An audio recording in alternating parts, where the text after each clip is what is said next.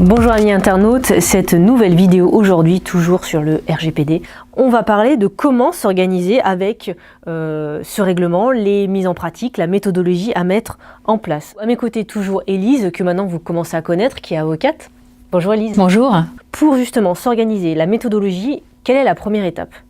La première étape, c'est déjà de pouvoir désigner au sein de votre entreprise, si vous avez une entreprise, un interlocuteur, un pilote, quelqu'un qui va vraiment s'occuper de l'aspect données personnelles. On a vu dans la précédente vidéo que dans certains cas, l'entreprise devait désigner un DPO, un délégué à la protection des données personnelles, mais dans d'autres cas, ça n'est pas obligatoire. Donc quand c'est obligatoire, cet interlocuteur, ce sera le DPO.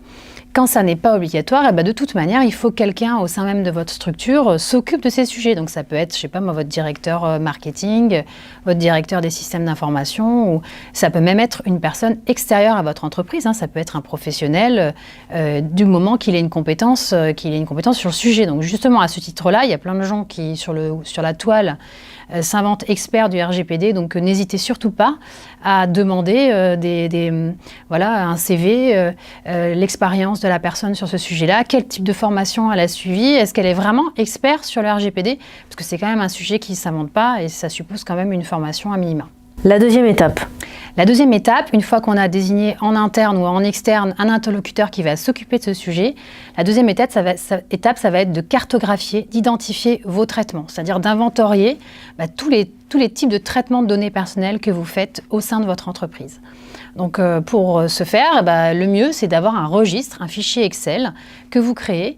Donc dans certains cas, ce registre des traitements il sera obligatoire. On l'a vu que dans certains cas, pour des entreprises qui font un certain type de traitement ou qui ont une taille importante, au-dessus de 250 salariés, ce registre des traitements il est obligatoire. Mais dans tous les cas, moi je préconise et je conseille à mes clients de le faire parce que ça vous oblige du coup à avoir cette rigueur, cette méthodologie. Donc quel que soit vos seuils, quelle que soit l'hypothèse obligatoire ou pas, je vous conseille de mettre en place ce registre des traitements. Donc dans ce registre des traitements, vous allez vraiment inventorier vos types de traitements. Ça va être quel type de données je traite. Mes données clients, mes données de prospects, donc c'est nom, prénom, ça peut être un numéro de sécurité sociale, des données de santé. Quel type de données je collecte.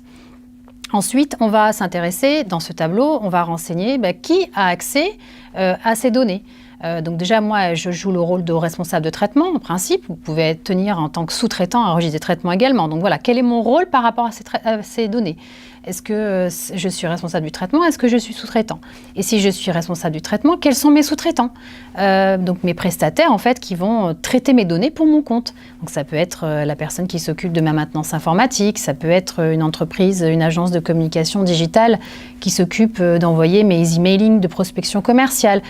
Toutes ces personnes-là, ce sont des sous-traitants. Donc il faut les identifier dans votre registre des traitements.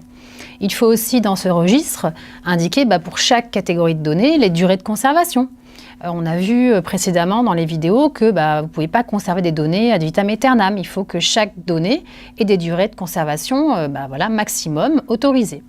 Il faut aussi se poser la question de savoir où sont stockées ces données. Est-ce qu'elles sont stockées sur un data server basé en France, en Europe, ou est-ce que j'ai des transferts de données en dehors de l'Union européenne ? Là, ça peut potentiellement poser un problème. Donc, il faut se poser la question de savoir où sont situées ces données. Donc voilà, tout un tas de questions à se poser.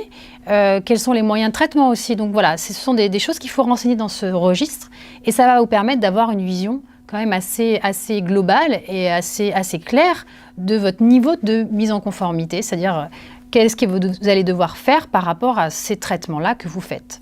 Troisième étape, on identifie les chantiers. C'est qu'une fois qu'on a ce registre et qu'on a cette vision un peu globale des types de traitements qu'on fait, on identifie, on priorise, c'est-à-dire qu'effectivement, si vous faites des traitements sur des données sensibles, des données de santé ou des données qui concernent les orientations politiques ou religieuses de personnes, donc là, ce sont des données sensibles. Donc, il faut l'objet d'une protection particulière. Donc, on identifie, on priorise les chantiers. Pour le coup, si on traite des données sensibles, il faut le traiter prioritairement. Il faut se mettre en conformité prioritairement sur ce type de données. Si vous transférez des données en dehors des frontières de l'Union européenne, pareil. Si vous avez des mesures d'impact à mettre en place, à faire, à réaliser, si certains traitements sont susceptibles de comporter des risques élevés pour les droits et libertés des personnes. Voilà, donc l'idée c'est de prioriser en fonction des types de traitements que vous faites en fonction de vos activités.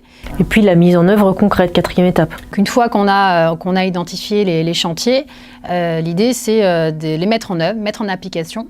Donc il y a 3 axes en fait de mise en application. Le premier c'est l'organisation. Au plan organisationnel, comment je m'organise, donc embaucher un DPO ou mettre en place un contrat de prestation de service avec une société spécialisée là-dedans. Je fais appel à un avocat s'il y a besoin. Je crée un dossier RGPD sur le réseau, le SI de ma société, dans lequel je vais créer mon registre des traitements, je vais constituer une documentation avec mes contrats. Donc je m'organise. Voilà, en interne, j'essaye de trouver une méthodologie, une organisation efficiente pour être en capacité de répondre si demain j'ai un contrôle de la CNIL. Justement, toi Élise, sur le plan juridique, puisque c'est ta partie, tu proposes sur ton site des contrats types où tu peux accompagner les personnes justement sur cette étape-là. Oui, parce que c'est vrai qu'au-delà de l'aspect organisationnel, il y a une partie juridique qui est quand même pas du tout négligeable. Et moi, c'est vrai que j'essaye, dans la mesure du possible, d'aider mes clients et de leur mettre à disposition, avec Numétique Avocat, ma nouvelle structure, des documents juridiques en ligne qui peuvent compléter, adapter à leur situation. Au plan juridique, il y a un certain nombre de choses qu'il va falloir que vous mettiez en place.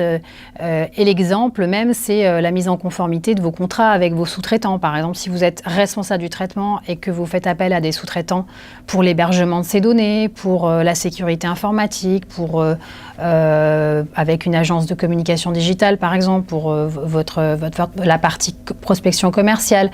Tout ça, ce sont des sous-traitants et il faut, la réglementation européenne nous oblige à le faire, va falloir mettre en place des clauses entre vous et ces sous-traitants, de manière à ce que ces sous-traitants s'obligent à traiter les données conformément à vos instructions. Parce que le sous-traitant, il ne peut pas faire les choses que dans son coin, il est obligé d'agir sur vos instructions. Donc il ne pourra pas transférer des données hors Union européenne si vos instructions elles sont claires là-dessus, que vous ne traitez que des données basées en Europe.